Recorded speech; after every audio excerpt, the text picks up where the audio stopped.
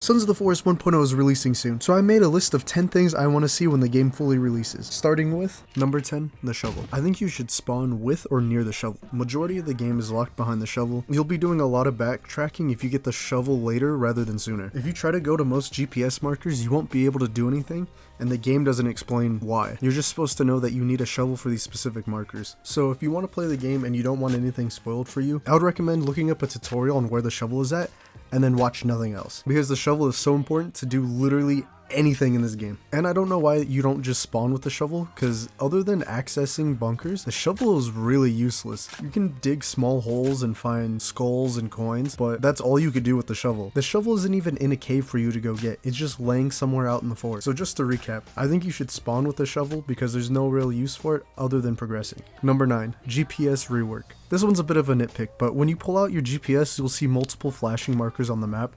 This kind of makes sense for the bunkers and the dig sites, but having everything marked on the map as soon as you start the game kind of gets rid of natural exploration. I think these areas should only be marked once you find them or you get really close to them. The first game didn't even have a map, so seeing all the caves marked on the GPS for me feels odd. Again, this is kind of a nitpick and I don't mind if they change this too much or not, but I just feel like natural exploration kind of died. Number 8, boats. There's no reason to explore or go out in the water, except for getting the pistol. Boats can help get around the map quicker and promote exploration. For future updates, Night could add mini islands, or just like the first game, add underwater caves for you to explore. This is something I think they'll add, but I'm not sure when. In the first game, they had houseboats that you could build, or just little rafts that you could build, and it would be cool to see something similar return. Right now, there's nothing in the water except for sharks, and the raft that has the pistol. The first game didn't really have a whole lot in the water either, but it had underwater caves for you to explore, and it had a yacht in the middle of the ocean surrounded by sharks, so you needed a boat to get to it. They could do something similar for this game. There's already yachts washed up on the beach, so they could have some out in the water for us to go up to. Imagine for an update, they add a giant cruise ship or a decent sized boat out in the distance, and you have to build a raft to get to it. I don't know, I just think there's a lot of cool ideas that you could do with the boat for the future once it's added. Number 7, snow sucks. I cannot explain how much I hate snow in this game. It is a pain to play this game when it's snowing. Your stamina gets cut down, so you're always so slow. You have to carry this bright stick in your face if you want to play normally. The game's food system is already strict, and this just adds another annoyance to juggle. The snow wouldn't be so bad if it was only in certain areas or didn't last as long as it does. The snow serves no real purpose. All it does is cut down your stamina and lower your visibility. You're constantly shaking. Your character's constantly moaning because he's cold. It just sucks. The snow is not fun to be in. Most people build their base near a lake so that way they will have a constant water source, but when it snows, it freezes over, so you have to run to a river or the ocean to get a water source. The snow doesn't even make the game harder, it just makes it annoying. No one wants to play with 1/3 of their stamina and with their character constantly moaning. And sometimes during the day, it is impossible to see through the snow. There's just nothing good about the snow. You lose water, you lose your stamina, and you lose visibility. And to make matters even worse, when you're in caves and it's snowing outside, you still get the effects. I wish snow was just cut or very, very limited. Number 6, animals and cannibals. I don't think there's enough aggressive animals in the game.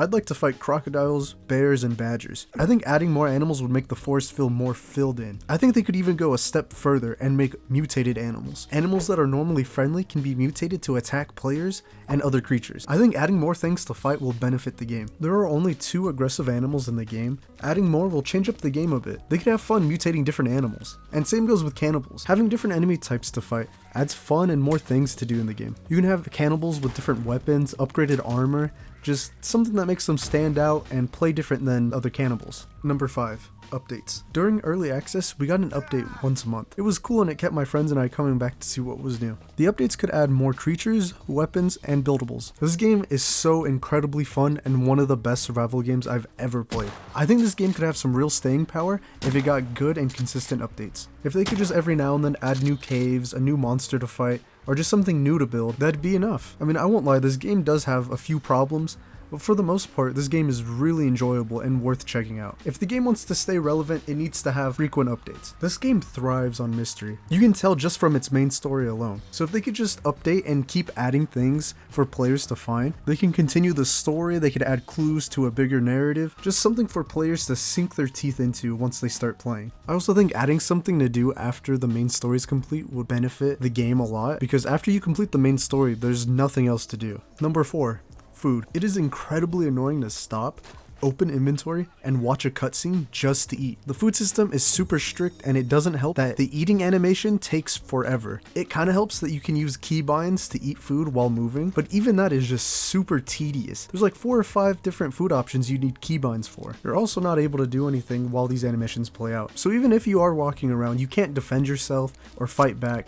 You're just stuck in this animation of eating. Again, this wouldn't be such a big deal, but you're constantly eating because of how strict the food system is. You're always getting notifications that you're starving or that you're thirsty. So you're constantly seeing this animation play out, and you're constantly not able to do anything else. Number 3, animations. Speaking of animations, the crafting animations are too damn long and redundant. The devs seem to kinda already agree, because if you stack crafting materials and craft multiple times, the faster the animation gets. A lot of the animations are cool and all the items have a unique animation, but they take so long and just break the pace of the game. I wish there was a setting to turn it off. I mean, some of these animations just take so long, and it just seems very unnecessary. Like, sometimes I'm just trying to craft some arrows, not put together a fucking Lego set. Again, these devs put a lot of time into these animations, but I just wish after seeing it like once or twice, I could just turn it off, because I do not need to see it every single time I'm crafting something.